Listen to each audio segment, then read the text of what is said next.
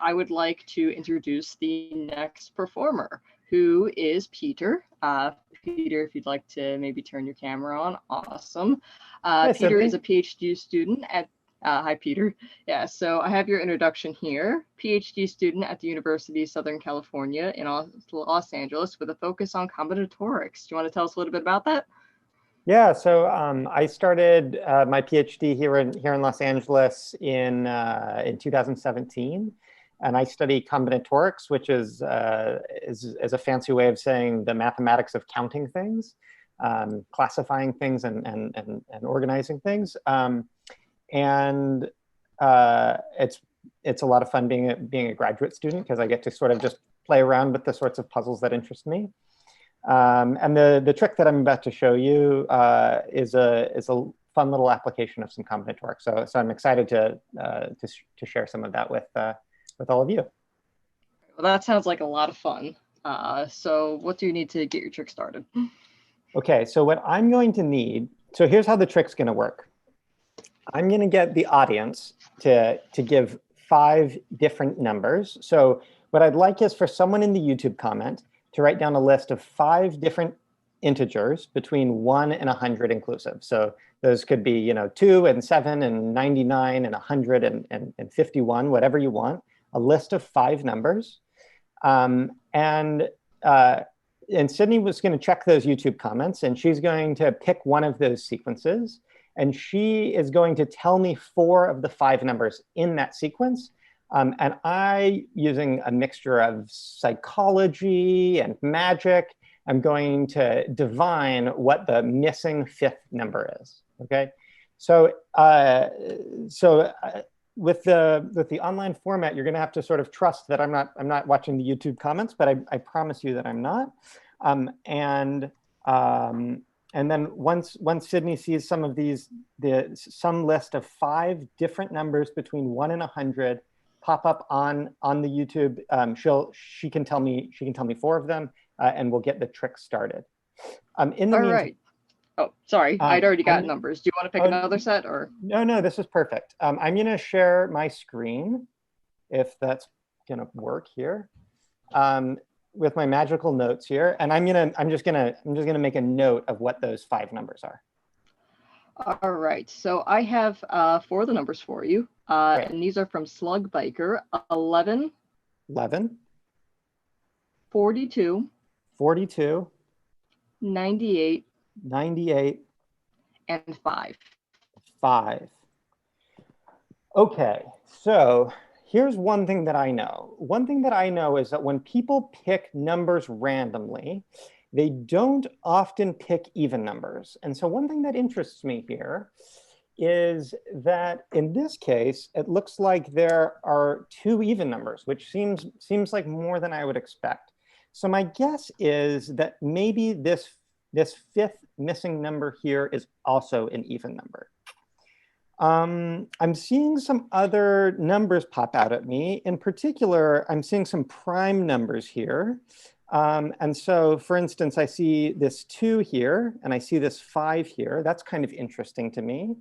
And I see some square numbers here. So actually 1 is a square, and 4 is a square, and 9 is a square. And I see 1 cube number, which is an 8 here.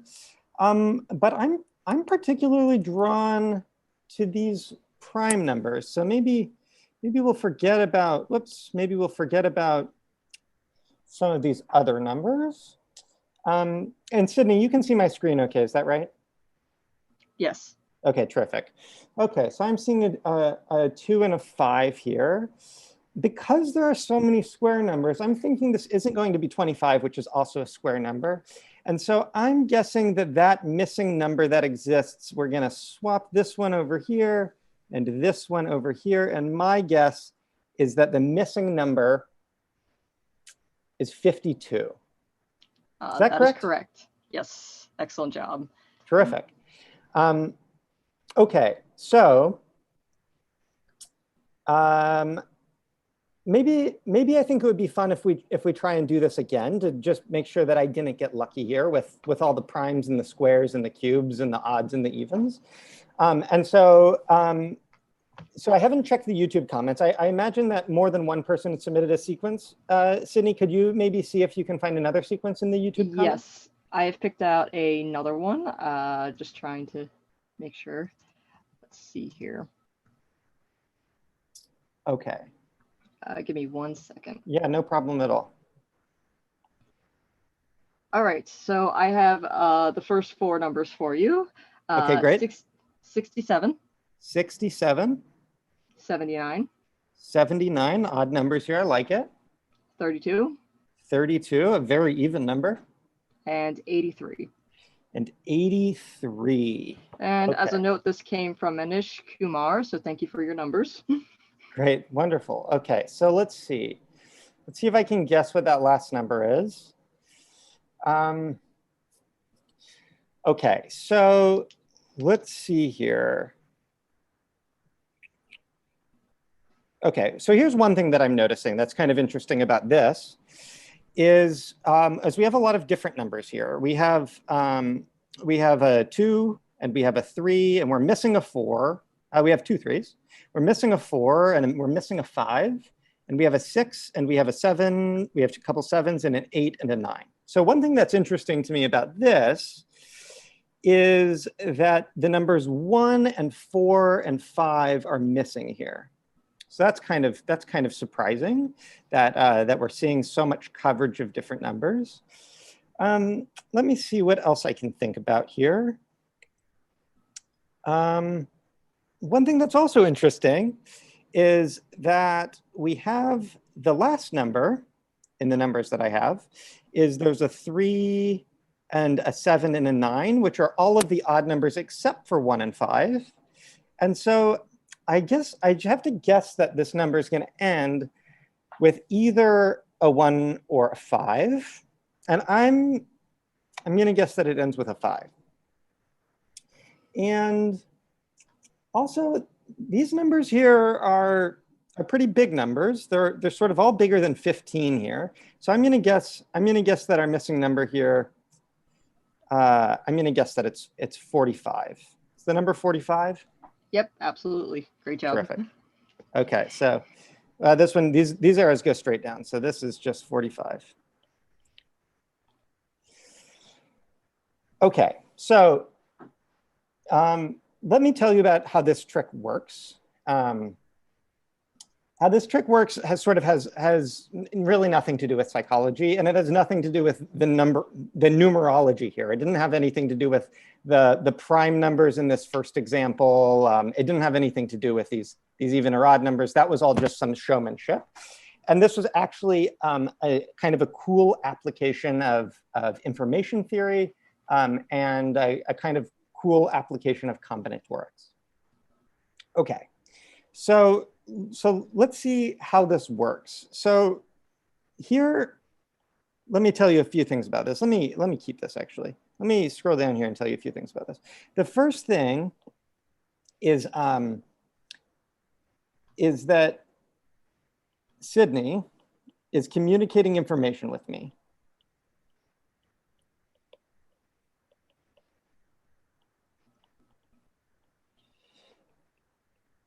Okay, so Sydney sort of is in on this. She's not just giving me 4 of the numbers randomly. She's giving me 4 of the numbers in some very particular way in order to communicate the 5th number. And here's a way that Sydney can communicate information to me is that she's giving me 4 numbers, but she's also giving me 4 numbers in some particular order. So it's not that she's giving me the smallest number first. I circled the wrong one, the smallest number first. Maybe she's giving me the smallest number third or the smallest number last. So she's telling me them in a particular order. And one layer of how she's communicating information to me is by the relative order of the numbers.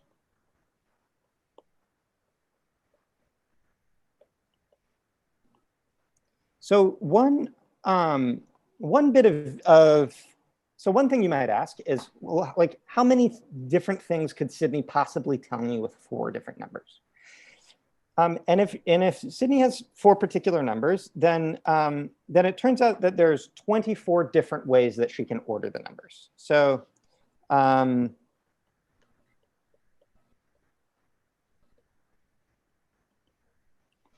okay, so how many ways can she order the numbers? In 4 factorial equals 24 ways. Okay, so for her first number that she tells me, once she's picked 4, for her first number, she can tell me the smallest one first, or she can tell me the second smallest one first. She can tell me the third smallest, or she can tell me the largest first. So there's 4 different ways she can choose the first number she tells me. And then there's 3 numbers left over, and there's 3 choices for that second number. And then there's 2 numbers left over for the way she tells me the third number. Okay, so there's 4 times 3 times 2 times 1 ways. And I know what you're thinking here. I know what you're thinking.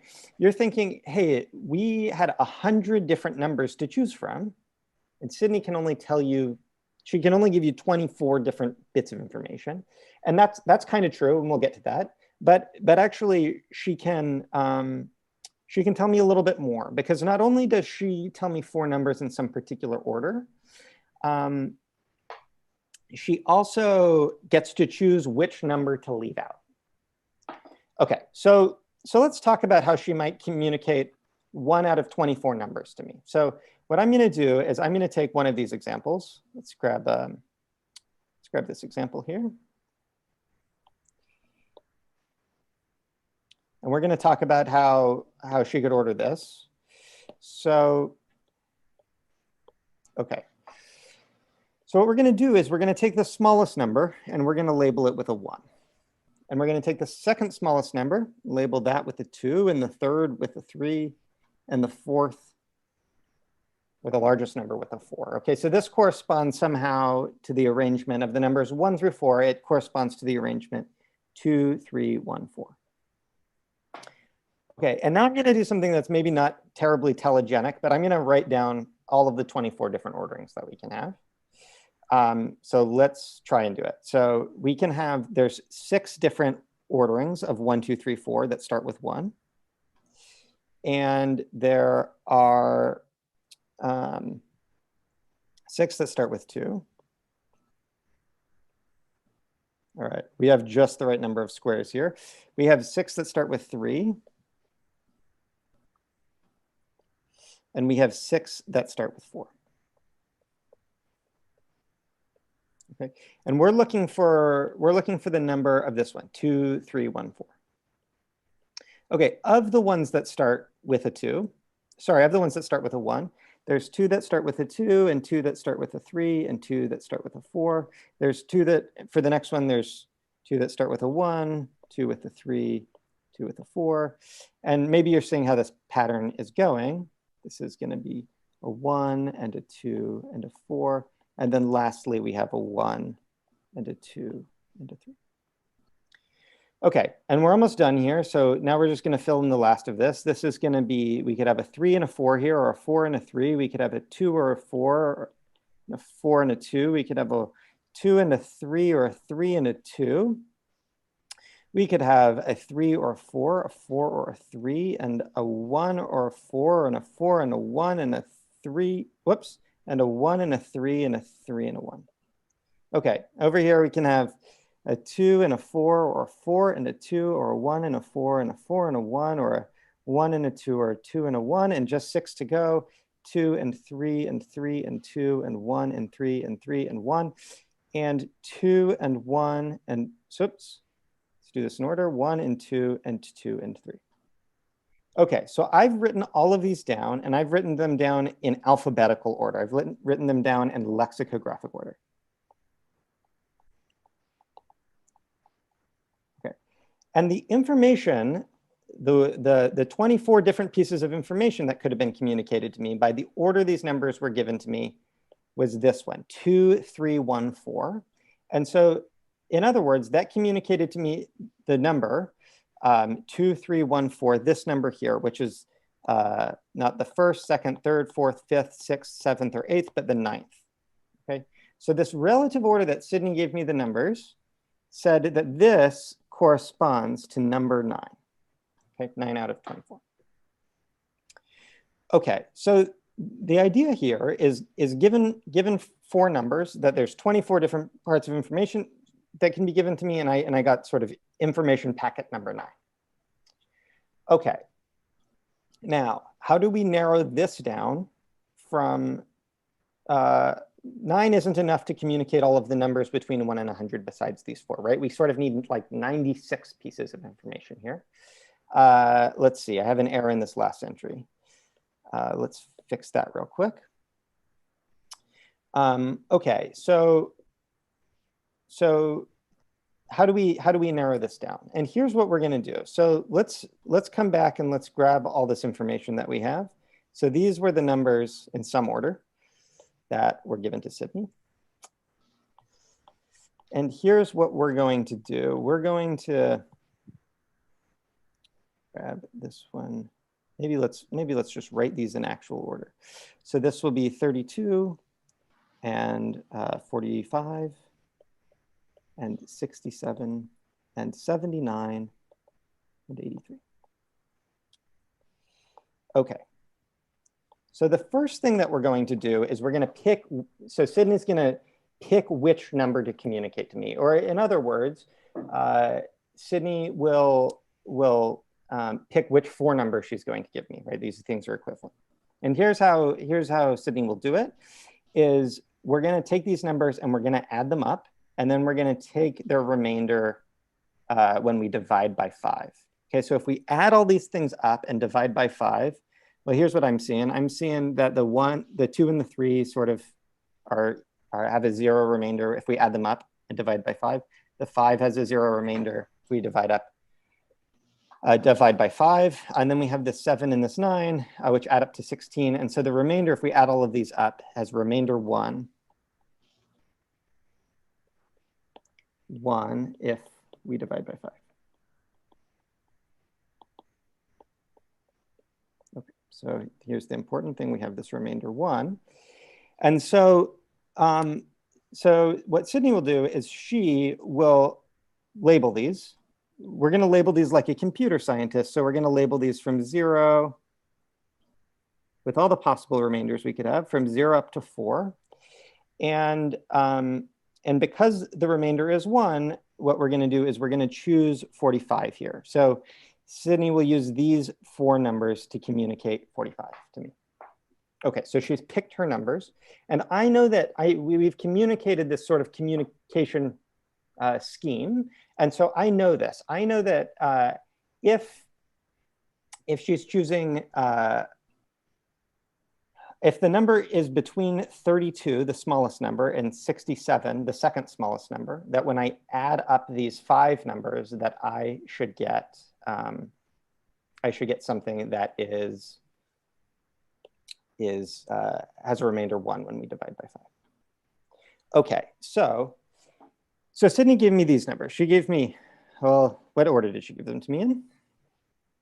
I gave them to you in the order 67, 79, 32, 83. Perfect. Okay, so these are the numbers. Okay, so what I do is I first sort of do this same trick again, which is I take these 4 numbers and I add them up and I divide by 5. And we get something, and we get a remainder of 1. Okay, so I know that right now we have a remainder of 1. So with my missing number, I know that, so we have some missing number x, and I know that if x plus 1 has a remainder of 0, rather x minus 1, has a remainder of 0. I've misspoken. It was indeed x plus 1. Then the number has remainder 0. Then the number that was deleted would be the smallest one. Then x is less than 32. Okay. If x plus 1 has remainder 1, then we know that the second one was deleted. So we know that x is bigger than 32, but is less than 67, which is the second biggest number I've been given. This is actually the case that we happen to be in. We could also have between 67 and 79. Then x plus 1, then x plus 1 has a remainder of 2. We could have between 79 and 83. And then x plus 1 has a remainder of 3. And then lastly, we could have that x is bigger than 83. And in this case, x plus 1 has a remainder of 4. Okay, so what are we going to do? We're going to start here. And we're going to first look for all of the values less than 32 such that x plus 1 has a remainder of 0 when we divide by 5. Okay, so what are those numbers? Well, 4 has a remainder of 0 when we divide by 5. And 9 and 14 and 19 and 24 and 29. Those are the numbers that are less than 32 that have that remainder when we divide by 5.